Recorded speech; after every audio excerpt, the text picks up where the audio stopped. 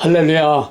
오늘도 하나님이 우리와 함께 하시고 하나님이 친히 말씀하시고 하나님의 말씀대로 이루어지기를 주의 이름으로 기원하고 축원합니다.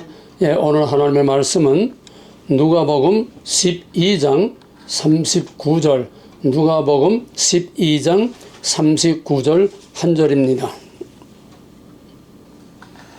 이제 같이 봉독하겠습니다. 너희도 아는 바니 집주인이 만일 도적이 어느 때에 이를 줄 알았다면 그 집을 뚫지 못하게 하였으리라. 다시 한번. 너희도 아는 바니 집주인이 만일 도적이 어느 때에 이를 줄을 알았다면 그 집을 뚫지 못하게 하였으리라. 이 한마디 안에 우리는 많은 것들을 포함할 수 있습니다. 영적인 거, 우리 나라의 안보 문제, 개인의 신앙의 문제, 모든 어느 곳이나 다 적용이 되는 겁니다. 형태만 다르지 본질과 원리는 똑같습니다. 뭡니까? 대비하라는 겁니다. 어떻게? 만약의 사태에 대해서 대비하라는 겁니다. 평안할 때에 만약의 사태에 대해서 대비하라는 겁니다. 나라로 말하면은 국방, 나라의 국방을 위해서 모든 것을 대비하라. 또 영적으로 말하면 주님 오실 때를 대비하라. 하나님 앞에 설 믿음을 대비하라. 전부 다 이 하나 속에 성경을 다 풀 수가 있습니다. 지혜로운 다섯처녀와 미련한 다섯처녀의 얘기도 똑같은 얘기입니다. 같은 원리를 성경 어디에서나 본질은 같고 형태만 다르기 때문에 우리는 이 한마디 안에 모든 것들을 다 포함할 수 있습니다. 오늘 우리 대한민국은 지금 아주 극과 극이 대치하고 있습니다. 사느냐 죽느냐 불이냐 정이냐, 정말 오늘처럼 이렇게 극과 극으로 대치하고 있는 상황은 마치 낙동강에 경계를 해서 남북의 마지막 경계를 가지고 사느냐 죽느냐 대치하는 다부동 전투와 같은, 사느냐 죽느냐 목숨을 거는 이런 위기 상황에 있는 것이 오늘의 한국의 실정입니다.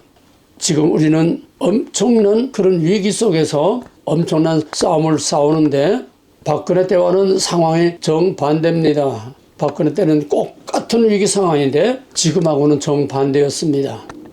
여론의 지지율이 4%까지 떨어졌는데도 백성들은 끔찍하지 않고 거짓말에 선동에 대해서 촛불을 들고 나와서 박근혜 대통령을 지키는 군대가 없었습니다. 대한민국을 지키는 군대가 없었습니다. 그래서 무방비 상태로 가서 거짓 선동에 그냥 다 바람이 다 일어나가지고 돈에 매수되고 여론에 그냥 휩쓸려가지고 그냥 촛불로만 모이고 저희들 천지였습니다. 소위 자기들이 말하는 촛불 혁명에 이쪽에는 무방비 상태였습니다. 죄가 하나도 없는 대통령을 몇십 년 감옥에서 죽으라고 하는 식으로 36년이가 얼마가 때려서 집어넣는데 백성들은 지극히 적은 일부만이 뭔가 모기소리 같은 소리를 냈지, 백성들은 그 불의와 거짓과 그 모든 악을 보면서도 보아도 소경이요 들어도 귀머거리요 그것이 무엇을 의미하는지 몰랐습니다. 지금은 상황이 전혀 다릅니다. 윤석열 대통령을 건드리면 건드릴 때마다 그냥 그 지지율이 폭발적으로 일어나가지고 지금 아주 수직상승으로 계속 올라가고 있어요. 광화문에서 한남동으로 구치소에서 서부 지원에서 헌법재판소 앞으로 갔다가 이제는 부산으로 대구로 이제는 광주에까지 지금 이제 쳐들어갈 겁니다. 광주에서 도청 앞에서 집회를 하려고 하니까 광주시장이 보이콧했습니다. 여기서는 자기네들은 성지입니다. 이 성지에 우리와 반대되는 집회를 할 수 없다. 그래서 광주시장이 보이콧했습니다. 근데 그걸 끝나지 않고 지금 계속 시도하고 있습니다. 다음에 광주에서 모일 때는 아마 엄청날 겁니다. 지금 여론이 전라도가 탄핵을 반대하는 비율이 지금 40%대가 넘었습니다. 전라도에서. 이건 상상을 할 수 없는 이변이 일어나고 있는 겁니다. 부산에 아주 대폭발이 일어났습니다. 그 다음에 대구에서 대폭발이 일어났습니다. 광주에서 하겠다니 못하니까 좋다. 그러면 대구에서 터진다. 그러고 대구에서 어마어마한 무리들이 모여가지고 아주 대폭발을 일으켰습니다. 지금 갈수록 탄핵 반대와 갈수록 윤석열 지지율이 폭발적으로 일어나고 있습니다. 중요한 것은 이러한 여론에 취해서 안주하면 안 됩니다. 방심하면 안 됩니다. 왜냐하면은 겉으로 형태상으로는 대세가 지금 휘바람처럼 막 탄핵 반대 윤석열 지지로 계속 몰고 오죽하면 그 쓰레기통 같은 국힘당까지 덩달아서 거기에 올라가고 지금 민주당을 앞섰습니다. 이거 있을 수 없어요. 민주당만도 못한 이 쓰레기 같은 국힘당이. 이건 이변이지 있을 수 없습니다. 비즈니스도 보면요, 뭐 냉면 유명하다 막 그냥 사람이 줄을 서서 몇 시간씩 기다리고, 또 뭐가 유명하다 막 그냥 뭐 차 타고 저 시골까지 가서도 그냥 막 줄을 서서 기다리고. 그런데 돈을 벌어 가지고 빌딩을 지면은 그 다음에 손님들이 다 떨어져요. 이상해요. 초가집에서 조금 하다가 너무 폭발되니까 그 다음에 빌딩을 줘가지고서 더 크게 하니까 그 좋은 식당에는 사람들이 다 끊어지고 말아요. 이런 예들이 수도 없이 많습니다. 똑같아요. 기업이 망할 때 언제 망하나 하면은 아주 잘 나갈 때 기업을 자꾸 문어발처럼 확장시키다가 망한, 이게 우리나라 IMF를 가져온 원인 중에 하나입니다. 잘 나갈 때 조심해야 됩니다. 잘 나갈 때가 그게 리스크요, 그게 위기요, 거기에 함정이 있는 걸 우리는 알아야 됩니다. 그때에 조심조심 하면서 차근차근 점진적으로 벽돌장을 쌓아 올라가듯이 이렇게 탄탄하게 올라가야지, 그냥 바람 부는 대로 휩쓸려 가다가는 그 바람이 휙 돌아서면 역풍이 될 수 있습니다. 이게 지금 우리가 처한 부흥되는 아주 열기가 올라가는 거기에 따르는 또한 똑같은 리스크, 위기 상황입니다. 이걸 우리가 어디서 봅니까? 민주당은 이재명이 그냥 몇 년 동안 계속해서 대통령 후보 1등으로 그냥 40% 뭐 가짜든 뭐 폭등, 하여간 그렇게 해서 쭉 몰고 지금까지 왔는데, 이거 믿고서 민주당이 국회 독재를 하고 오만 악법을 다 만들고 마음대로 그냥 막 가고 탄핵에다가 그냥 무슨 나란죄에다 그냥 막 몰고 가는데, 막 몰고 저희들의 기세를 몰고 이때는 우리 세상이다, 우리 천하가 다 된 것처럼 이제 남조선 인민공화국 이제 깃발을 올리기 직전까지 해서 신바람 나게 가다가 이게 어떻게 됐습니까? 역풍으로 확 돌아서지 않았습니까? 한참 잘 나가다가 역풍으로 휙 돌아서니까 정반대로 저건 수직 하강, 자유민주주의 세력은 수직 상승으로 올라가서 지금 역전이 되고 있으니까 지금 민주당에서 어리둥절해가지고 그냥 정신을 못 차리고, 이제는 여론조사 기관들을 또 조사해야 되겠다고, 이제는 카톡 뭐 전부 다 감사하고 다 카톡하고, 이제는 페이스북 SNS 이거 전부 다 이제는 감시해야 되겠다고, 유튜브도 전부 감시해야 된다고, 또 조선민주인민공화국 수법을 여기서 쓰려고 지금 오만 음모를 꾸미는데 안 됩니다. 워낙 바람이 세기 때문에 못합니다. 민심은 천심이라고 하지만은 민심은 믿을 것이 못 됩니다. 대중이라는 거는 항상 바람 부는 대로 자기 개인의 어떤 이익과 기분대로 분위기대로 휩쓸려 돌아가는 것이 군중이요 민심이요, 이것이 대중의 항상 위기를 가지고 오는 것입니다. 수직 상승이 수직 하강, 우리는 지금 엄청난 드라마틱한 아슬아슬한 그런 스릴들을 맛보면서 지금 역사가 어떤 것이며 역사가 어떻게 돌아가는 것인가를 똑똑히 지금 보고 있습니다. 선이 무엇이며 악이 무엇이며 진짜가 뭐며 거짓말이 무엇이며 정의가 무엇이며 불의가 무엇이며 새빨간 것이 무엇이며 정말 대한민국 태국이 무엇인지 정확하게 우리 두 눈으로 딱 갈라지게 보게 되는 것이 지금 계엄령 사태, 탄핵 사태, 이런 역사가 없었습니다. 지금 대세는 당연히 지금 반탄핵 윤석열 지지로 지금 큰 바람이 지금 불고 있지만은 실제 그 배후의 실체는 정반대로 가고 있습니다. 실체는 뭡니까? 칼자루 진 놈들이죠. 광화문에 몇백 명, 몇백만 명 모여도 우리는 상관없어. 그까지고. 저들 모여서 뭐래? 저희끼리 또 많은 거. 우리는 칼자루를 쥐었어. 광화문에서 7년, 8년 동안 그냥 그 수십만 명이 매주일마다 모여서 그렇게 여론을 해도 저들은 눈 하나 깜짝하고요. 온갖 악법을 그냥 막 그냥 기계처럼 쏟아냈습니다. 이게 지금 벽에 부딪힌 겁니다. 그러니까 저들이 지금 당황하고 있는 겁니다. 탄핵 찬반이 대세로는 이제는 뭐 헌법재판소도 이제는 우리 눈치 봐야 되고 이제는 꼼짝 못할 거다 하는 압박을 하고 압력을 가하고 있는 걸 이렇게 지금 보이고 있지만은 그 실상 속에서는 눈 하나 깜짝하지 않습니다. 왜? 칼자를 줬기 때문에. 이런 위기 중에 위기 또 압축하면은 이 대세 좌우의 불법과 정의, 거짓말과 진실 이것을 압축하면은 헌법재판소가 됩니다. 왜? 거기서 끝나기 때문에. 대한민국 운명이 헌법재판소 판결로 끝날 것이기 때문에 좌냐 우냐 헌법재판소의 판결로 끝날 것이기 때문에 오늘의 모든 상황을 압축해 놓은 한 손바닥에 볼 수 있도록 압축해 놓은 것이 바로 헌법재판소의 리스크입니다. 헌법재판소의 리스크 중에서 가장 결정적인 리스크는 지금 윤석열 지지율이 지금 50%를 넘어서 뭐냐 60%를 향해서 달린다고 그러면 지금 요란합니다. 그런데 겉으로는 그런데 실제로 지금 탄핵 찬성이 6이고 반대가 4로 나옵니다. 이게 정확한 여론조사에 왜 KBS, MBC, SBS 세 방송이 각각 다른 아주 유명한 그런 여론조사 기관을 통해서 조사했는데 거의가 다 비슷해요. 6대4입니다. 그렇게 여론하게 떠드는데도 탄핵 반대는 4요, 탄핵 찬성이 아직도 6이라는 겁니다. 이걸 또 압축해 놓으면 헌법재판관입니다. 헌법재판관이 지금 8명인데 하나 더 채워서 9명으로 절대 우위를 차지하려고 하는데 이거 지금 브레이크가 걸려 있어요. 그럼 8명으로 이제 판결이 나올 수밖에 없는 상황인데 이 8명이 방통위원장 탄핵 가결하는 거는 8명에서 4대4로 기각이 됐습니다. 복직이 됐습니다. 여판 그대로 지금 윤석열 탄핵 문제가 4대4도 그대로 간다고 보장할 수 없습니다. 왜? 이제는 마지막이기 때문에 온갖 공갈, 협박, 해유, 금품, 뇌물, 수단과 방법을 가리지 않고 지금 엄청난 압력을 지금 헌법재판관들에게 지금 가해지고 있습니다.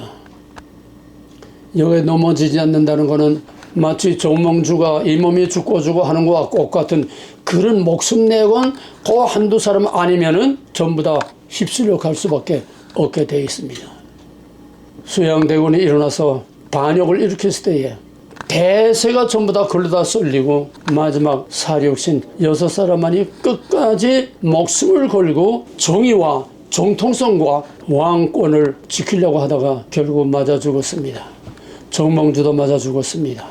항상 의인은 고난을 당하고 핍박을 당하고 애면을 당하고 이게 구속사의 모델이고 아벨이 가인에게 맞아 죽는 똑같은 모델 예수님이 유대인들에게 맞아 죽는 하나님을 섬긴다고 하는 율법으로 율법 자체신 예수님을 죽인 모델은 똑같습니다. 왜? 불의는 정의의 탈을 쓰고 나오기 때문에 언제나 태초로부터 사탄은 거짓말쟁이요 살인자입니다. 이 한마디 예수님이 하신 요한복음 8장 44절 너의 아비는 태초로부터 거짓말쟁이요 살인자로 너희들은 너희 아비를 닮아서 진실이 없고 거짓말과 사기와 함정에 빠지게 하는 이런 악랄한 놈이라고 예수님께서 독사의 자식들이라고 저주를 퍼붓습니다. 똑같은 판입니다. 지금 윤석열이 예수라고 바꿔치워놓고 보세요. 이놈들이 유대인이요 제사장이요 바리새인들이요 사두개인들이요 지금 떠들고 날치고 있는 이놈들이 그 당시에 예수 죽이는 무리라고 생각을 해보세요. 거기에 마지막 생사를 결정하는 게 뭡니까? 빌라도의 재판정입니다. 빌라도의 재판정을 오늘 헌법재판소라고 그대로 오버랩 해보세요. 빌라도는 예수가 죄가 없다는 알았습니다. 또 그 부인이 그날 꿈을 꾸고서 저 사람 건드리지 마세요. 그런데 빌라도는 그걸 정죄할 수도 없고 풀어줄 수도 없고 이쪽에는 군중이 무섭고 그래서 결국은 I don't know 그냥 손 씻고 너희 알아서 해라. 헌법재판소가 꼭 같지 않습니까? 군중의 위협 반란이 일어날까 봐 로마의 황제는 하나인데 저놈이 스스로 왕이라고 한다. 이걸 만약에 지지한다면 빌라도 자체가 로마의 주권을 반역하는 반역자가 되는 겁니다. 결국 뭡니까? 하여튼 난 책임 없어. 너희들이 알아서 마음대로 해. 우리 헌법재판소 이렇게 되면 어떻게 됩니까? 나라를 지킨다는 마지막 보루, 우리가 믿는 그 두세 사람, 그것마저 공갈 협박, 해유, 온갖 수법에 무릎을 꿇고 박근혜 때에 8명의 재판관이 만장일치로 박근혜를 탄핵도 아니죠. 파면이죠. 헌법에도 그런 용어 없고 헌법재판법에도 파면이라는 용어가 없어요. 단어 자체가 없어요. 근데 왜 탄핵이라고 하지 않고 파면이라고 했을까요? 탄핵이 안 되니까. 탄핵 조건이 법적으로 안 되니까 그냥 파면을 해버리고 만 거예요. 지금 똑같은 상황입니다. 빌라도 앞에 예수나 오늘 헌법재판소 앞에 윤석열이나 똑같은 상황에 놓여 있습니다.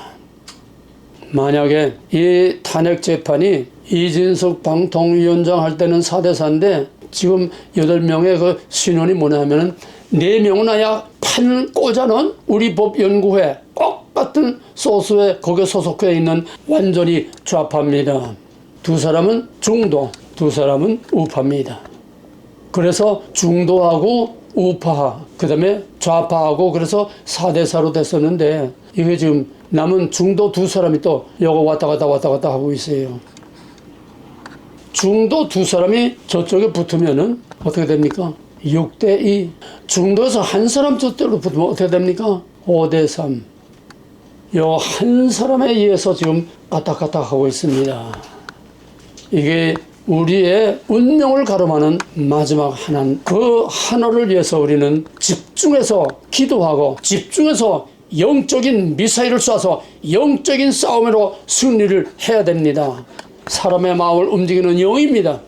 사탄의 영이 그를 끌고 가느냐 하나님의 영이 그를 끌고 가느냐 마치 모세의 시체를 놓고 미가엘과 그 사탄이 서로 시체를 놓고 싸우는 것처럼 요 하나 놓고 지금 양쪽에서 싸우고 있는데 어느 쪽을 끌고 가느냐. 문제는 영입니다. 어느 영의 지배를 받느냐. 요 하나 놓고 서로 끌고 가려고 하는데 이 하나가 어느 쪽으로 가느냐. 거기에 따라서 5대3이 되면은 아슬아슬하게 기각이 됩니다. 지금 8인 체제이기 때문에 6대2면은 과반수가 됩니다. 탄핵이죠. 우리는 지금 이런 위기 가운데 있습니다. 그런데 그들 중에도 위기 중에 더 큰 위기는 이 헌법재판을 끌고 가는 헌법재판소장 대리 문영배. 이거는 우리법연구회 좌파 골수들 있는데 우리법연구회 그 중에서도 자기 입으로 나는 우리법연구회에서 가장 N편에 서 있다. 스스로 아주 극좌파인 것을 스스로 고백을 한 사람이에요. 그리고 그는 지금 재판을 끌고 가는 흐름과 모양새가 전부 유튜브를 통해서 뉴스를 통해서 그 재판 현장을 또 거기에 지금 심의하는 이 모든 현장을 다 찍어가지고 전 국민이 다 보고 있는데 아랑곳 없어요. 군중 대중 아랑곳 없어요. 여론 아랑곳 없어요. 뭐 방송이 뭐 아랑곳 없어요. 난 나대로 간다 막 가는 거예요. 막 끌고 갑니다. 윤석열 대통령에게 조금이라도 유리한 증거나 증언이나 증인이나 어떤 것도 입만 뻥끗하면 탁탁 그냥 기각해서 받아들이질 않아요. 가장 결정적인 게 뭡니까? 계엄령의 가장 중요한 게 뭡니까? 부정투표 아닙니까? 그래서 윤 대통령이 직접 투표자 수와 투표 수를 대조하자 딱 나와 있는 겁니다. 안 받아들이는 거예요. 부정투표, 부정선거 자체를 거부하는 겁니다. 지금 대세는 지금 헌법재판소를 끌고 가는 문영배는 이미 처음부터 헌법재판소 열기 전에 처음부터 딱 이미 결정된 겁니다. 탄핵으로 쫙 그냥 마음에 찍어놓은 겁니다. 그 4사람 자기까지 포함해서 4사람은 여지부동이요. 결정적으로 탄핵을 정해져 있는 사람이고 어정쩡한 거 이제 하나둘 끌어들이게 되면은 저희들은 이미 이겨놓은 싸움을 싸우고 있다는 겁니다. 그러니까 연는 볼 필요 없어요. 그냥 막 나가는 겁니다. 대한민국을 지키는 마지막 보루는 60만 대군도 아니고 이 한 사람입니다. 웃기지 않습니까? 대한민국을 움직이는 마지막 생사를 가름하는 것이 요 한 사람에 의해서 지금 대한민국이 사느냐 죽느냐 빨갱이가 되느냐 자유민주주의가 되느냐 대한민국의 큰 영광의 불꽃으로 막 그냥 타고 올라가느냐 아니면 꼰두박질해서 알제진 필리핀처럼 그냥 완전히 땅바닥 땅 밑으로 꺼지느냐 지금 운명이 요 한 사람에게 달려있다는 이게 웃기는 얘기 아닙니까? 헌법재판소는 헌법은 국가입니다. 헌법은 그 민족 백성입니다. 헌법은 국가 자체입니다. 헌법이 무너지면 국가가 무너지는 거예요. 헌법이 무너지면 대통령이 무너지는 거예요. 헌법이 무너지면 모든 것 다 무너지는 겁니다. 이 헌법이 지금 개판이 됐어요. 법이 없어요. 헌법도 없고 헌법재판소 법도 없고 뭐 형법도 없고 거기에 어떤 법의 기본 원리가 없어요. 왜? 당연하죠. 공산당은 레닌이 한 말을 금과 억조같이 저들의 신조로 지키고 있습니다. 목적은 수단을 합리화한다. 목적만 달성하면 수단이 불법이고 합법이고 뭐 개판이고 뭐고 상관없어. 목적만 달성하면 돼. 혁명만 달성하면 돼. 이거의 레닌 공산주의와 금과 억조 같은 계명 중의 계명입니다. 그러니까 그들이 무슨 법이 있어요? 헌법재판소가 헌법을 지키는데 헌법재판소 헌법이 무슨 필요가 있어요? 저희들이 원하는 나라를 만들면 되는 거예요. 이 싸움을 어떻게 싸울 수 있습니까 우리가?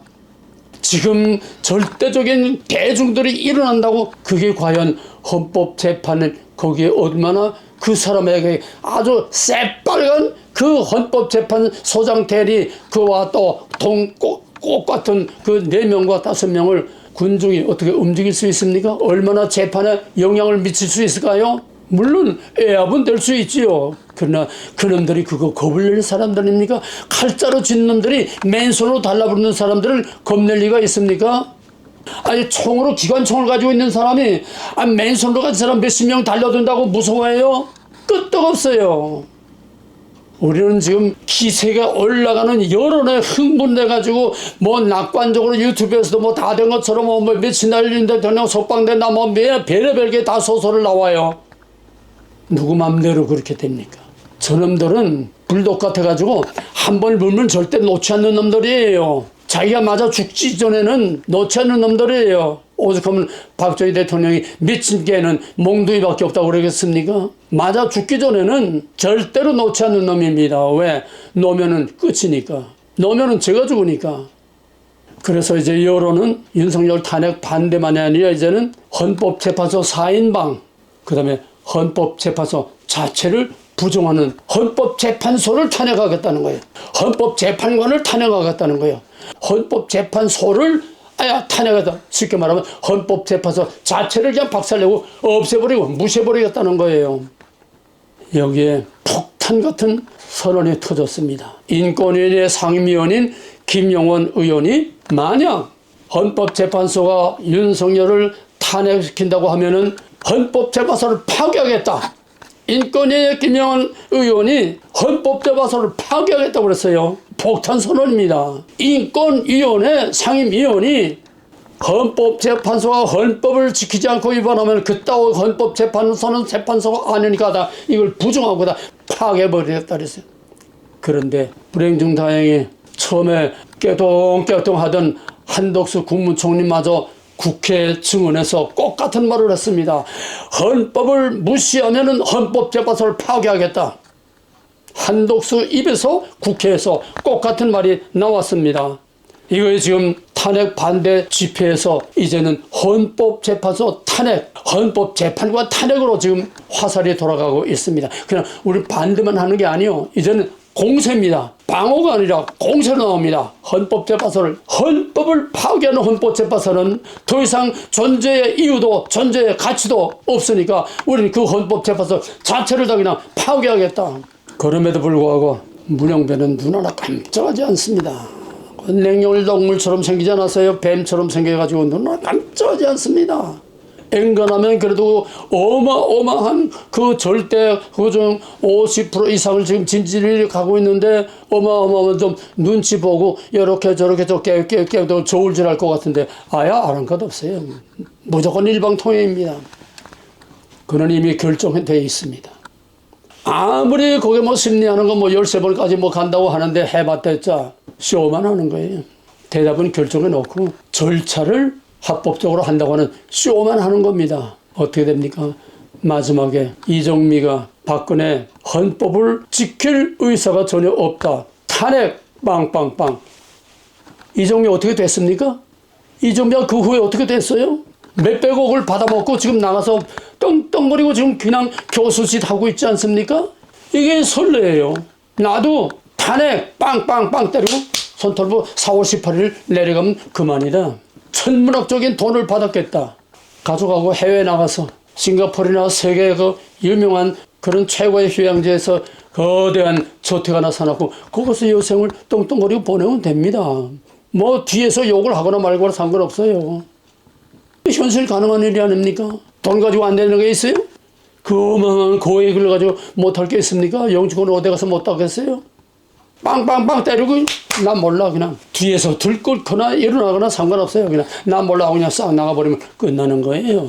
그래서 4월 18일 전에 자기가 끝을 내고 나가려고 지금 급속도로 일주일에 2번 그냥 불러가지고 윤 대통령 변호인단과 대통령을 준비할 시간 여유도 없이 일주일에 2번씩 그냥 계속 몰고 가는 겁니다. 형식만 갖추는 거예요. 쇼만 하는 겁니다. 꽝꽝 때리고 나가면 끝나는 거예요. 이렇게 일방통행으로 이번에 연달아 줄 탄핵을 12명을 탄핵, 22번을 탄핵했습니다. 또 법사위에서 커져 그냥 이 사람은 다 그냥 끌어내가지고 공무원이고 뭐 장군들이고 그냥 계속 불러내가지고 청문회, 인민재판이 그 다음에 마지막에 제로 예산안 윤 대통령이 국가의 장래를 위해서 하려고 하는 그 모든 예산 전부 다 제로. 아니 그런 놈의 예산안이 어디 있습니까? 제로. 다 제로로 만들고 그다음에 저희들이 주장하는 해상풍력 또 뭐 중국에서 그 들여다가 이제 해상풍력 발전 뭐 저희들이 하는 이거는 그냥 전부 다 그대로 다 돌려버리고 그러니까 대통령이 더 이상 할 일이 없고 더 이상 갈 길이 없어요. 그러니까 마지막 비상계엄을 선포할 수밖에 없었습니다. 뿐만 아니라 계속 내란죄 수사, 내란죄로 인해서 계속 장관들 또 당군들, 스리스타들 연달아 그냥 전부 다 구속. 대한민국의 핵심 중에 핵심이 이 사람들인데 나라를 지키는 국권 중에 핵심들이 이 사람들인데 이 사람들을 전부 다 갖다 가둬놨어요. 뿐만 아니라 민주당에서는 항명을 합법화해서 상관의 명령을 거역해도 죄가 되지 않는 군대 생명은 절대 복종인데 이걸 없애버리고 말을 안 들어도 법적으로 도착이 안 되는 법을 만들겠다는 거예요. 항명죄. 군대 항명죄를 합법화하게 되면 명령이 들어갑니까? 그런 군대가 전쟁을 할 수 있습니까? 명령을 받지 않고 마음대로 거부할 수 있는 군대가 군대입니까? 일반 회사 말단 조그만 개인 영업회사도 그런 데가 없어요. 대한민국을 이렇게 만들겠다는 거예요. 민주주의를 이렇게 파괴하겠다는 거예요. 헌법을 이렇게 파괴하겠다는 거예요. 그들의 인권은 공산주의지 절대로 개인의 인권이 아닙니다. 지금 대통령까지 구속이 되어 있는 이런 상태에서 대한민국은 군대고 뭐고 몽땅 다 완전히 해체 상태에 있습니다. 사실상 해체요. 사실상 올스톱입니다. 그런데도 우리는 김한길 집회 폭발적으로 모인다는 그 여론에 도취돼가지고 거기에 안주할 수 있겠습니까? 어리석은 얘기예요. 물론 필요합니다. 물론 해야 됩니다. 그러나 거기에는 전술도 전략도 아무것도 없이 그냥 떠들기만 하는 겁니다. 그러니까 저놈들이 눈 하나 깜짝하지 않는 거예요. 실제 파워가 없어요. 무기가 없어요. 떠들어서 모여서 떠드는 것뿐이지 그놈들을 파괴할 수 있는 무기가 없어요. 무장 해제된 상태에서 어떻게 전쟁을 할 수 있습니까? 상대편은 어마어마한 무기들을 가지고 있는데 이쪽에서는 완전히 무장 해제로 돼 떼거리로 인해 전술로 그냥 사람들만 모아서 북적거린다고 뭔 일이 되겠습니까?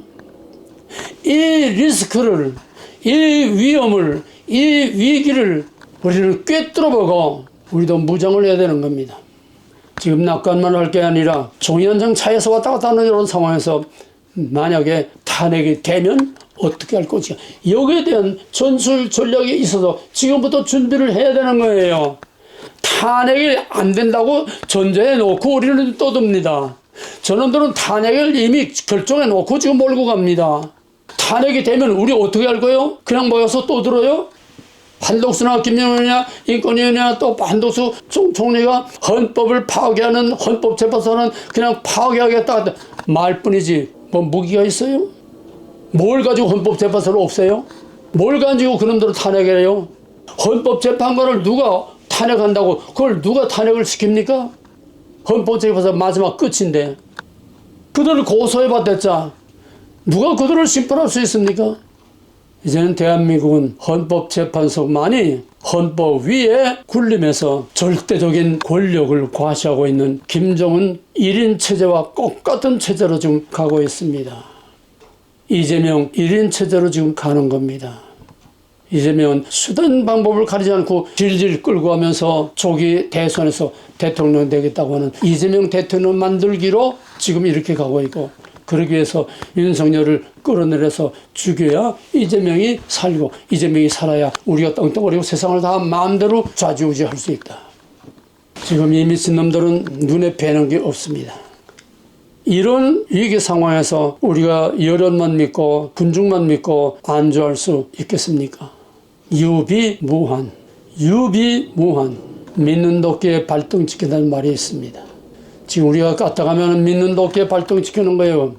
믿는 도끼가 뭡니까? 군중 여론이죠. 군중 여론이 돌풍으로 휘어지게 되면은, 세상이 바뀌게 되면은 그 돌풍이 역풍이 될 수 있습니다.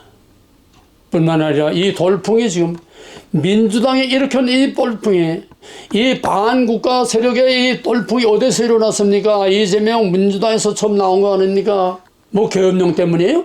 계엄령은 위기 일발에서 마지막 대한민국의 파멸을 마지막 막는 브레이크를 잡은 겁니다. 그걸 가지고 지금 바람을 일으킨 게, 내란을 일으킨 게, 내란을 일으키는 그놈들인데 윤석열을 내란죄로 줄줄이 다 문어발처럼 다 끌어들여가지고 다 가둬놓고 대한민국 정부를 완전히 국군, 정부 완전히 다 무력화시켜가지고 무장해제 시켜놨습니다. 유비무한, 너무 때가 늦었습니다. 김영삼이로부터 시작된 이 사탄의 음모와 계략과 이 혁명 공작은 25년, 30년 동안에 대한민국을 소생불능으로 만들어놨고, 마지막 문재인 5년 동안에 뿌리 마지막 세포 끝까지 전부 다 알박이로 다 꽂아놨기 때문에 문재인이 퇴임하고 나가서도 나는 시골에 가서 조용히 다 잊어버리고 살겠다. 왜? 끝도 없다는 거예요. 알박이 박아놓은 뭐 박정희 무덤에 만유천개가 160개가 얼마 쇠말뚝을 꽂았다고 이제 해려는데, 논문이 나가면서 우리가 박아놓은 쇠말뚝은 10년이 가도 절대로 뽑지 못한다. 저놈들은 저렇게 해놨는데 우리는 멍청히 보고만 있었습니다. 겨우 정신을 차리고 그 판에 국가의 정체성은 역사에서 나온다. 종교적 교육을 뒤바꾸는 것은 올바른 역사를 가리키는 것밖에 없다. 올바른 역사, 올바른 국가관. 그래서 역사 교과서를 국정교과서로, 조선민주주의 인민공화국의 시각으로 만든 그 역사관으로 만든 모든 교과서들을 다 국정교과서로 만들어서 거기서 자유라고 하는 그걸 꼭 집어넣어라. 자유민주주의, 이 자유 두 글자가 난리가 났습니다. 왜? 저놈들은 민주주의라는 이 거짓말 속에 인민민주주의, 공산주의, 민주주의, 북한식의 인민민주주의 요거를 속이기 위해서 인민의 말을 싹 빼고 민주주의, 민주화, 이게 전부 완전히 공산화입니다. 이거를 꿰두고 그다 자유를 집어넣어라. 자유민주주의 국정교과서 만드는 지침에 자유를 집어넣으니까 이 자유 두 글자 들어간 것 때문에 온 나라가 막 뒤집혀 버렸어요. 부산에 오는 고등학교 하나밖에는 채택하지 않고 전부 다 보이콧했습니다. 그러고는 박근혜를 올감리를 씌워서 갖다 가뒀어요. 늦었습니다. 저놈들이 전교조를 통해서, 저놈들이 김일성 장학금을 통해서 저놈들이 집요하게 60년, 70년 계속 심어온 이 붉은 악마의 씨들을 우리는 그대로 그냥 물주고 길러주고 있다가 이제 와서 어떻게 속수무책입니다. 너무너무 이게 무서웠기 때문에 이제는 그 뿌리를 뽑을 수가 없습니다. 마지막 윤석열이 브레이크를 걸었지만은 그 브레이크가 먹히질 않습니다. 이미 브레이크 파이프가 터져서 브레이크 밟아야 그냥 펑펑펑펑 하지 차가 멈질 않습니다. 그냥 막 나갑니다. 내리막길로 그냥 브레이크 없는 차가 막 달려갑니다. 유비무한. 마지막으로 그럼 어떻게 해야 되느냐? 여기에 대한 마지막 대답으로 우리와 똑같은 상황에서 우리와 정반대로 나라를 튼튼한 반 속에서 누구도 건드리지 못하는 나라를 만든 표본이 바로 스위스입니다. 스위스는 우리와 똑같이 강국들로 에워싸여 있습니다. 독일, 이태리, 프랑스, 오스트리아 강대국들로 확 에워싸여 있는 동안의 든주입니다. 그래서 지정학적으로 저희들은 스스로 살아남을 수가 없는 너무나 나약하고 너무나 작은 나라이기 때문에 300년 전부터 우리가 사는 길은 영세 중립밖에 없다. 300년 전부터 영세 중립을 위해서 계속 싸우고 노력하다 끝내 마지막에 20세기 와서 몇 년 동안 연도 잊어버렸습니다. 1900 몇 년 와가지고 영세 중립국으로 완전히 딱 못을 박았습니다. 그러니까 우리는 영세 중립국이니까 아무도 우리를 침공에 들어오지도 못하고 우리가 어떤 전쟁에 끼어들지도 못하고 우리는 스스로 평화를 지키겠다. 자기 평화를 지키기 위해서 방파제를 쌓고 만반의 유비무한 준비를 해야지요. 지정학적으로는 한국과 똑같은데 그들은 영세 중립을 했습니다. 영세 중립을 한다고 해서 누가 지켜줍니까? 스위스가 망하지 않은 이유 몇 가지만 내가 얘기하겠습니다. 유비무한. 스위스는 경제적으로 화폐 가치에 가장 안정된 나라였습니다. 왜? 영세 중립국가니까 어느 나라의 전쟁에도 전쟁에 말려 들어가지 않고 전쟁에 휩쓸리지 않고 또 쳐들어가지 않으니까 재정적으로 경제적으로 가장 안정된 곳이 바로 스위스다. 그래서 세계 모든 재벌들이 다 스위스 은행에 다 갖다 놓지 않습니까? 비밀 구자들 전부 다 김일성이 뭐고 할 것 없이 좀 돈 많은 사람들은 가장 안정되고 흔들리지 않는 스위스 은행에다 다 갖다 놓고 익명으로 다 그렇게 갖다 놓았어요. 2차 대전이 터졌습니다. 모든 나라의 주가가 막 떨어지고 춤을 추는데 스위스는 재정적으로 경제적으로 화폐 가치가 안정됐습니다. 달러 가치도 떨어지고 프랑스 떨어지고 모든 게 다 떨어지는데 스위스 화폐 이 프랑 가치는 고고의 한 그 자리를 지켰고 가장 안정된 자리를 지켰습니다. 나치가 전쟁을 일으키고서 2차 대전을 일으키고서 이제 국가의 힘은 에너지입니다. 기름이 있어야 군대가 움직이지 않습니까? 더구나 독일은 기갑부대 위주인데 이 기갑부대를 움직이려니까 기름이 있어야 돼요. 기름을 사오려니까 중동에서 달러도 안 받습니다. 영국의 프랑도 안 받습니다. 러시아의 돈도 안 받습니다. 오직 가장 안전한 스위스 프랑, 스위스 화폐 아니고는 받지 않았습니다. 그러니까 나치가 기름을 사갈 수 없는 거예요. 이게 나라를 지키는 또 하나의 원리입니다. 경제적인 안정, 화폐 가치의 안정. 요즘 말로 말하면 주가가 안정되는 거죠. 스위스의 주가, 스위스의 화폐 가치는 모든 다른 화폐가 다 몰라 그래도 그대로 딱 안정을 지켰습니다. 이 국가를 튼튼하게 지키는 방패였습니다. 그러니까 나치가 히틀러가 금덩어리를 가지고 와서 스위스에 와서 금덩어리를 주고 스위스 화폐를 갖다가 오일을 살라고 하는데 스위스가 금덩어리도 싫어. 금덩어리 받고 화폐 주면 나치가 힘을 얻어서 그 오일을 사다가 나치 군대를 도와주는 건데 저희들이 왜 그렇게 합니까? 우리는 금덩어리도 싫어. No. 그러니까 히틀러가 에너지가 고갈된 전쟁을 더 이상 지탱할 수가 없는 궁지에 몰리게 됐고 스위스는 큰소리 빵빵 치고 앉아 있었습니다. 스위스의 국민소득 GDP는 지금도 전 세계의 GDP의 세 번째 나라입니다. 국민소득이 제일 높고 제일 많은 나라입니다. 여러분 우리나라가 몇 등이나 될까요? 까마득해요. 36등인가 뭐 몇 등인가 돼요 우리나라. 스위스는 국민소득 세계 세 번째 나라입니다. 튼튼하죠. 그 다음에 2차 대전이 터지니까 국방비를 10배로 올렸습니다. 그 다음에 징병제, 예비군 30만 명 가족마다 다 총을 가지고 있어서 유사시에는 그냥 총 들고 싸울 수 있게 돼 있는 게 스위스입니다. 그 다음에 가장 중요한 건 전국토 여세화. 북한의 김정일이 전국토 여세화를 이게 바로 스위스에서 나온 말입니다. 전국토 여세화. 전국토 여세화라는 건 뭐냐? 이 동영상을 이제 거기에 띄우겠지만은 스위스는 산악지대입니다.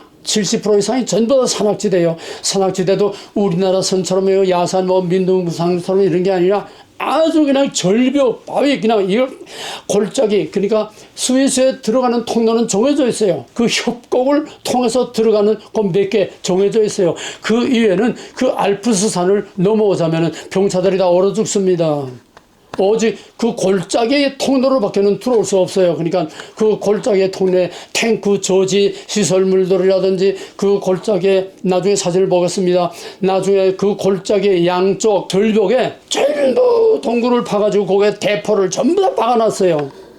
그때 미사일은 없을 때니까. 독일의 기갑부대가 탱크가 들어오면은 그냥 산에서 그냥 막 포탄이 막 들이쏟으니까 도관하든지 그 골짜기에서 꼼짝을 못해요.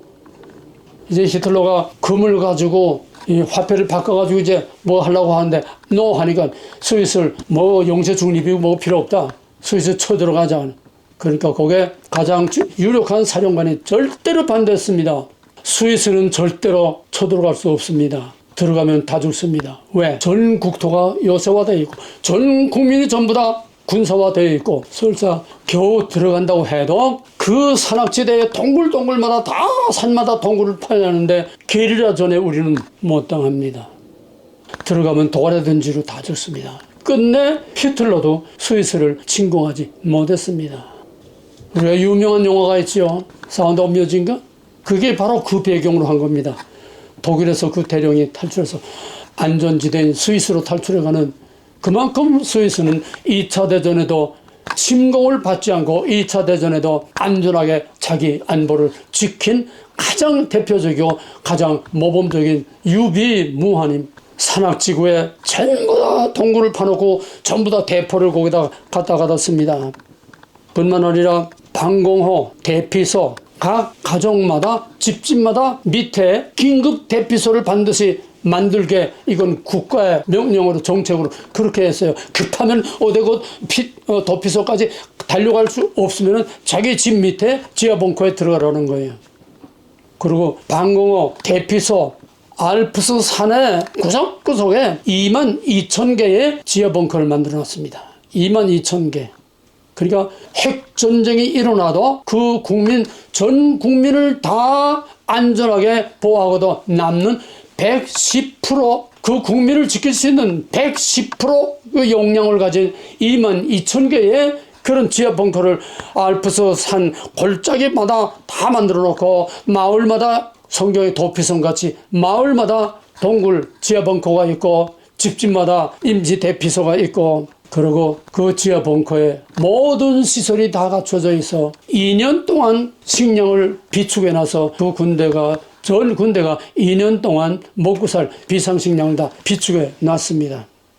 2차 대전이 터지자 국방비를 또 배로 증액을 하고 전국에 총동원령을 내리고 이런 강력한 유비무환 안보의식, 여기도 무엇보다 가장 중요한 것은 바로 그 국민의 안보의식입니다. 그 군대의 안보의식입니다. 우리는 언제든 강력한 나라에서 침공을 받을 수 있기 때문에 우리는 유비무환으로 항상 우리는 긴장하고 항상 우리는 준비하고 있어야 되고 항상 우리는 우리 나라를 지킬 이런 안보의식으로 꽉 차 있어야 된다. 그러니까 2차 대전이 일어나니까 국민 통합을 위한 국가 명령을 내려서요. 신문이고 뭐고 딴 목소리 일체 내지 못하도록 계엄하의 체제처럼 평상시에 벌써 전쟁이 일어나니까 언론이 뭐고 딴소리 찍소리 하나 못하게 전 국민이 꼭 하나로 나라를 지키는 여 하나의 똘똘 뭉친 안보의식으로 무장된 나라가 바로 스위스입니다. 우리는 스위스는 그저 환상 같은 꿈 같은 그런 아름다운 나라로만 알고 있는데 그 이면에는 무시무시한 이런 무장이 다 돼 있어요. 지금은 30년 탈냉전 시대에 와서 좀 이 많은 시설, 많은 동굴을 다 관리할 수 없으니까 일부는 좀 그냥 내버려두고 일부만 지금 보존하고 관리하고 있다. 그 관리비가 얼마나 들어가겠습니까?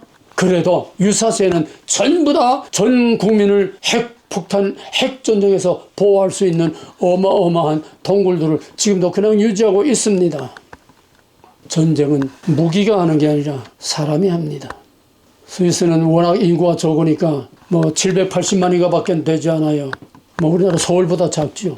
그런데 예비군 30만 명이에요. 항상 유비무원으로 전쟁에 대비한 이런 자세로, 지금이라도 전쟁이 일어나면 집집마다 그냥 총 가지고 나오고, 지금이라도 전쟁이 일어나면 그냥 다 일어나서 그 나라를 막을 수 있는 모든 전국토 여세가 되는 이런 나라이기 때문에 지금도 감히 누가 침범할 꿈을 못 꿉니다. 그날을 몽땅 불질러도 소용없어요. 다 지하 벙커에 다 들어가 있기 때문에. 핵폭탄을 떨어뜨려도 스위스는 절대로 정복 못합니다. 그 밑에서 다 살아있기 때문에. 지구상의 유일한 나라, 유비무원의 모델인 나라, 어느 나라도 건드리지 못하는 나라. 왜 우리나라는 그렇게 못합니까? 우리나라는 지금 4대 강국에 에워싸여 있는 데다가 중국에다가 저 북극곰에다가 북한에다가 이 일본에다가 지금 4대 강국에 지금 에워싸고 있는데, 더구나 우리는 휴전 상태라는 전시라는 거예요. 전시. 우리는 전시 비상사태 안에 있는 겁니다. 북한은 계속 도발하고 있어요. 우리나라도 예비군이 280만 명이 있습니다. 이 280만 명은 전투할 수 있는 예비군입니다. 예비군도 연령대에 따라서 조금 구별이 달라요. 이 사람들은 정기적으로 나와서 예비군 훈련하고 전투 훈련을 정기적으로 합니다. 또 우리는 세계에서 지금 더더구나 최첨단 무기들이 한국이 다 만들고 한국이 다 가지고 있습니다. 그럼에도 불구하고 전쟁은 무기가 하는 게 아니라 사람이 합니다. 스위스하고 정반대가 뭡니까? 베트남이지요. 월남은 그 당시 해군이 전 세계에서 4대 강국이었습니다. 해군력이 그렇게 강했습니다. 미국의 최신 무기들 다 갖다 서 거기다 부었습니다. 미군이 50만 명, 연인은 50만 명이 월남에서 싸웠습니다. 근데 왜 망했습니까? 안보의식이 없어요. 군대가 싸울 의지가 없어요. 종교인들, 불교인들 전부 다 이것들 다 간첩이 돼가지고 날마다 우리나라처럼 반정부 투쟁만 하고, 간첩이 대통령궁 비서실장까지 다 간첩이었고, 지금 우리나라하고 똑같아요. 베트콩이 얼마나 강했습니까? 미군이 베트콩 하면 그냥 혀를 설설 돌렸어요. 머리를 설설 돌렸어요. 왜? 어디서 불쑥 나와서 당할 수가 없어요. 근데 한국의 맹호부대, 미군이 지키다 공략하다 해다 못한 데를 한국 가는 데니까 단 일주 만에 베트콩을 그냥 싹 다 쓸어버렸어요. 왜? 그 당시에 한국은 6.25를 치른 군대이기 때문에 반공으로 꽉 무장이 되어 있습니다. 전쟁의 목적과 투지가 확실히 서 있습니다. 미군은 그런 강력한 무장이 안 돼 있어요. 월남군은 다 그냥 개차반 같이 그냥 월급 조금 늦으면 전쟁 안 합니다. 또 쉽니다. 몽골 조금 떨어지면 다 쉽니다. 그리고 돌아가면 남의 짐승이나 잡아먹고 파티나 하고 이따위다 하고니 월남군대예요. 미국이 그렇게 지원해주고 돈으로 지원하고 무기를 지원해줘도 월남군은 싸울 의지가 없고 투지가 없고 싸워야 할 이유도 없고, 오직 한국군만이 거기서 그냥 강력하게 베트콩을 그냥 많은 대로 다 박살내고, 미군이 몇 년 동안 해도 함당하지 못한 요충을 한국군은 단 일주 만에 그냥 싹싹 쓸어버리고 말았어요. 그러니까 월남에서는 베트콩이 어진명이 명령을 내리고, 한국군하고는 절대로 붙지 마라. 전쟁은 무기가 싸우는 게 아니라 사람이 싸웁니다. 근데 우리나라는 어떻습니까? 지금은 군대는 이념 문제, 인권 하면서 군대가 4분 5열로 전부 다 갈라져 있고, 군기가 해이해져서 노무현 문재인 때는 인권 자꾸, 이제 인권이라는 건 공산당의 전략입니다. 이걸 잘 알아야 돼요. 공산당이 저희들을 방어하고 저희들을 지키는 가장 유리한 무기가 인권입니다. 데모하고 죽창으로 경찰 머리를 다 깨뜨려버리는 그놈들에게는 인권이었고, 그걸 방패가지고 맞는 경찰들만 갖다가 카메라 대고 조져대는 이런 인권설을 제일 많이 하는 건 전부 무조건 빨개들 자기 보호하기 위한 겁니다. 그래서 인권 가지고 군대를 다 와해시키고 전쟁 불가능한 군대를 만들어버렸습니다. 노무현 문재인 때 어디까지 갔나 하면 군대가요, 3스타 군당장이 사병에게, 1등병에게 이렇게 좀 해주시겠습니까? 저렇게 좀 해주시겠습니까? 군대는 명령일하에 움직이고 명령일하에 살고 듣는 군대인데, 군단장이 말단 사병한테 이렇게 하시겠습니까? 저렇게 하시겠습니까? 이게 군대입니까? 인권이 그렇게까지 만들어놨어서요, 장교가 부하들에게 전부 다 전대어를 쓰게까지 만들어놨었습니다. 이런 개판 군대가 어떻게 전쟁을 할 수 있습니까? 가겠습니까? 가시겠습니까? 저 격전지에 가시겠습니까? 이게 군대예요? 이 정도까지 나라가 망가졌던 겁니다. 그리고 전부 다 셀폰 가지고서 군대 모든 비밀을 이거가지고 다 나가요. 가족에게 나가고 친구에게 나가고 전부 군대 비밀, 군대 작전, 군대 모든 계획이 이거로 다 나갑니다. 이런 너무 나라가 어떻게 군대가 전쟁을 할 수 있겠습니까?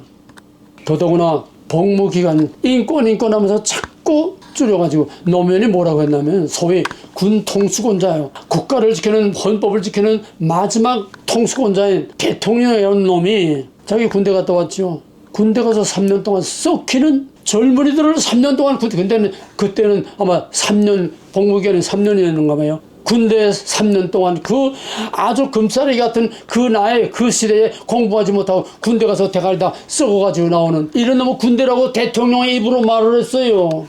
그 군대가 무슨 사기가 있겠습니까?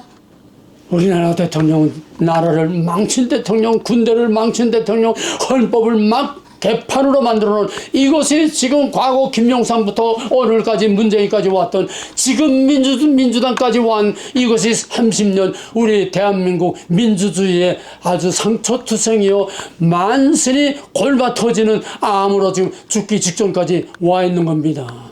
여기에 윤석열이가 자기 몸을 던져서 자기 몸을 육탄으로 던져서 여기에 브레이크를 걸고 지금 나라를 뒤집고 바로 세우겠다고 하는 이게 어떻게 수위를 이르겠습니까? 이 몸이 죽고 우리는 이걸 정확하게 알아야 됩니다. 피눈물 나고 가슴이 찢어지고 터지는 거예요. 무관심은 반역자보다 더 나쁜 놈입니다. 지금 이런 국가의 안보의 위기와 국가의 전망의 위기를 가지고서 가슴을 조이고 가슴을 치며 기도하고 이렇게 애를 태우는 사람이 얼마나 있겠습니까? 몇 프로나 있겠습니까? 그것도 유튜브를 보고 이런까지 몇 프로나 되겠습니까? 전 국민의 나하고 상관없다. 유튜브를 봐도 맨날 낄낄대고 웃기는 얘기들만 그냥 그것만 재밌는 드라마나 이것만 보고 앉아있고 게임 젊은 애들은 게임 늙은이들은 그냥 드라마 이것만 보고 앉아있고 웃기는 얘기들만 하는 그 유튜브는 무기입니다. 그거를 무장할 생각을 하지 않고 그거를 엔조이하고서의 마약을 먹고 춤을 추는 것 같이 유튜브를 하나의 오락물로 즐기고 있는 이런 국민이 어떻게 전쟁을 할 수 있습니까? 스위스를 그대로 우리 대한민국 갖다가 옮겨놓으면 좋겠어요. 똑같은 상황, 똑같은 지정학적 위치, 똑같은 위기 속에 있는 태풍의 눈, 하나는 건드리지 못하는 나라, 하나는 저 붉은 영 떼눈까지도 우리나라를 알고 거지 발사기라고 기침만 해도 그냥 뭐 압력을 가하고 뭐 제재를 가하고 뭐 갑질도 하는 걸 우리는 끽소리 못하고 이재명이가 뭐 쎄쎄 쉐쉐쉐 중국에서 쎄쎄쎄만 하면 다 된다는 거예요. 쎄쎄쎄. 이게 이재명 대통령 내가 또 하는 놈이야. 가슴이 찢어지고 복통이 터져서 말을 다 할 수 없습니다. 마지막 결론은 지금 세계는 엄청난 격동기를 맞이했습니다. 그 격동의 태풍의 눈, 핵이 뭡니까? 트럼프의 등장입니다. 세상을 바꿔놓고 세상을 뒤엎어놓는 엄청난 지금 해류바람이 불고 있는데 지금 전 세계 모든 나라가 선진국, 후진국 할 거 없이 모든 나라가 지금 눈치 보면서 지금 잔뜩 긴장하고 있습니다. 왜? 트럼프 정치는 미친놈의 정치라고 하지 않습니까? 예측하지 못한 상식 밖에를 갑자기 그냥 팍팍 터뜨리는 거예요. 세상에 무서운 줄 모르고 그냥 막 터뜨리는 거예요. 당하지 못해요. 건드리지 못해요. 이런 트럼프가 들어나서 세상을 다 뒤집어 놓고 지금 아시아의 판도를 뒤집어 놓고 전 세계 판도를 다 뒤집어 놓는 엎어놓는 이런 어마어마한 이런 지금 격동기에 있는데 일본의 수상이 일찌감치 가서 트럼프와 만나서 일본의 안보를 위해서 엄청난 투자를 약속하고 애교입니다. 국가는 군대만이 지키는 게 아니라 총칼 없는 애교가 나라를 지키는데 가장 중요한 방패 중에 하나입니다. 아베 때는 그 장기 집권을 하면서 미국의 구미를 그냥 살살 거의 일본 사람들의 전용 아닙니까? 미국의 그 구미에 맞게 살살살살 하면서 얼마나 아양을 떨고 다리를 놓쳐서 그냥 아베 때는 그냥 일본이 든든했어요. 일본하고 미국이 짝짝 그냥 미롤같이 잘 통했어요. 물론 잔뜩 약속만 해놓고 뒤로 실제로 지키지는 않았지만 투자를 약속해놓고 투자하지도 않고 살금살금 거짓말하면서 끌고만 가고 일본의 애교는 이런 애교로 그냥 살살 사람을 사로잡고 끌고 나가는데, 지금 이런 격동기에 중국이 입을 벌리고 지금 대만만이 아니라 코리아까지 다 먹어보려고 온갖 음모를 다 꾸미고 있고, 일본은 일본대로 지금 대륙에 교두보로 임진왜란 때 또 우리 한일 합방 때 같이 대한민국을 지금 정복하려고 온갖 경제, 문화, 온갖 것을 지금 저렇게 발악을 있고, 지금 전 세계 각 축전에 한복판에 샌드위치처럼 끼어있는 대한민국이 지금 국방은 그래도 우리가 든든합니다. 왜?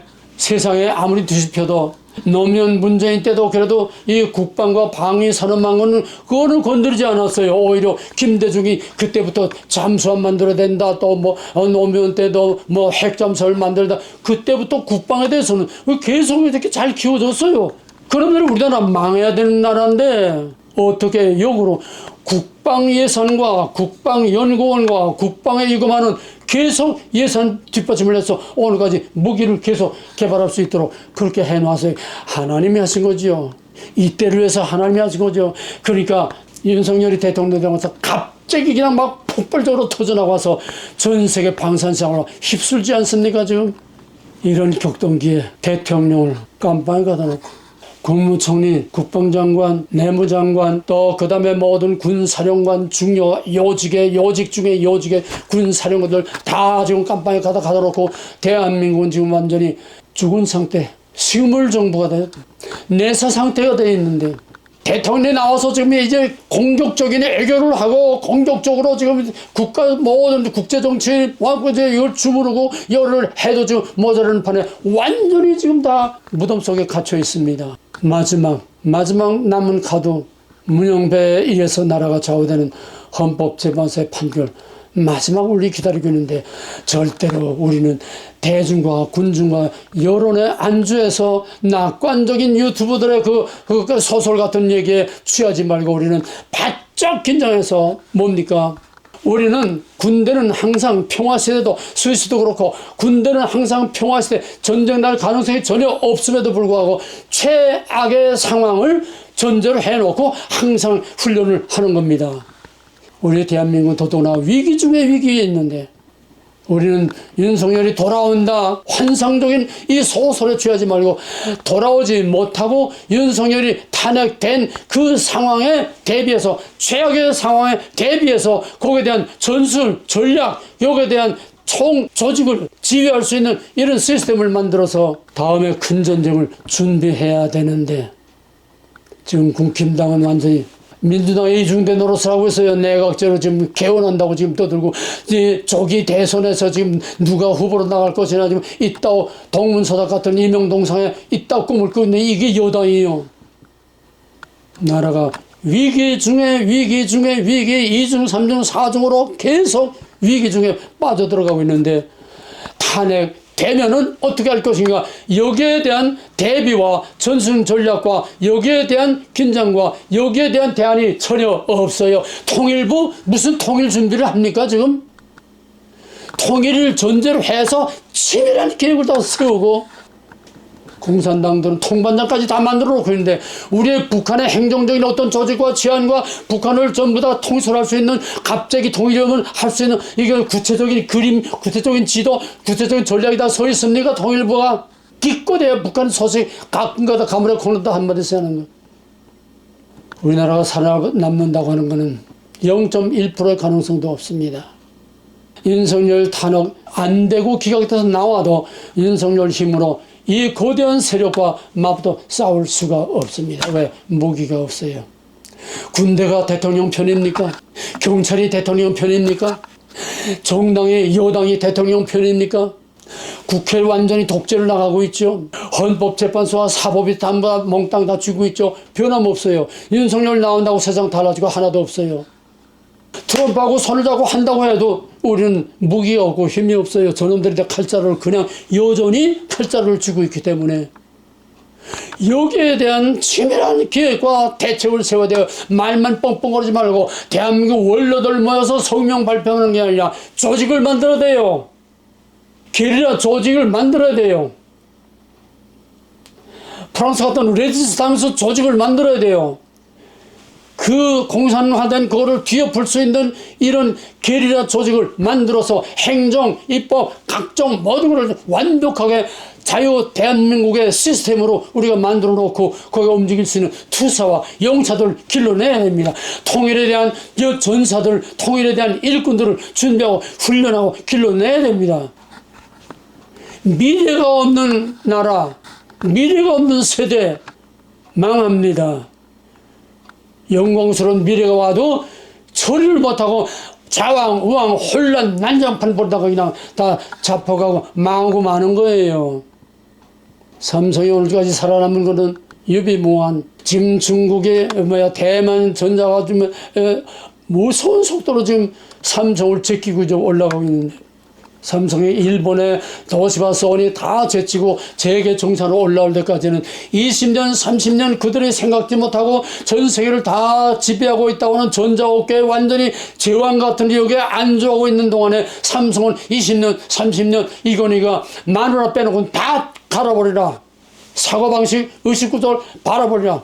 그래가지고 세계 첨단으로 지금까지 간신히 끌고 왔는데,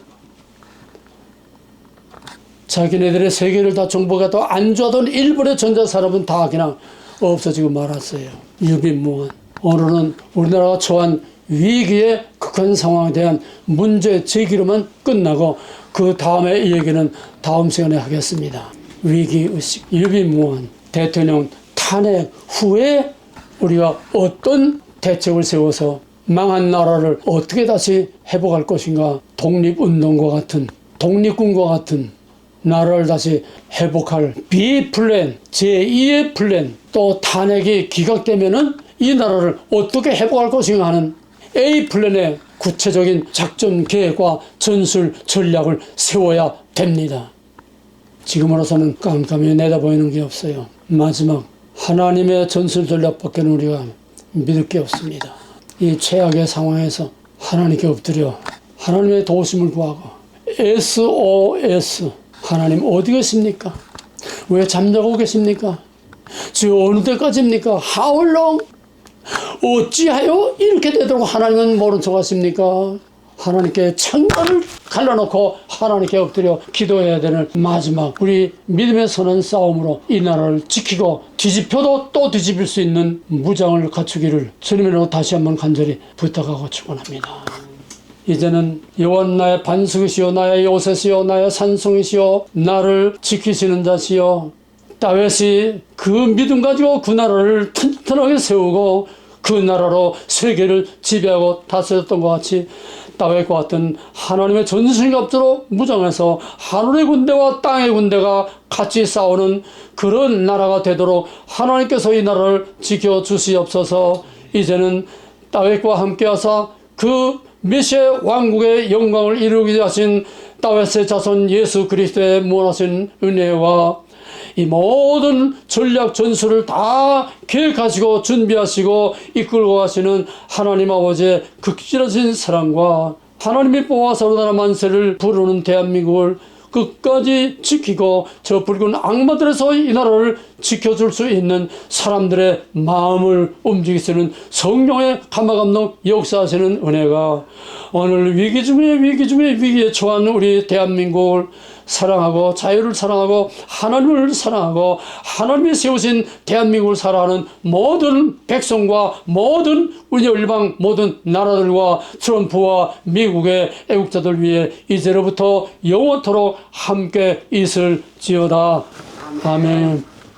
하늘의 영광 하늘의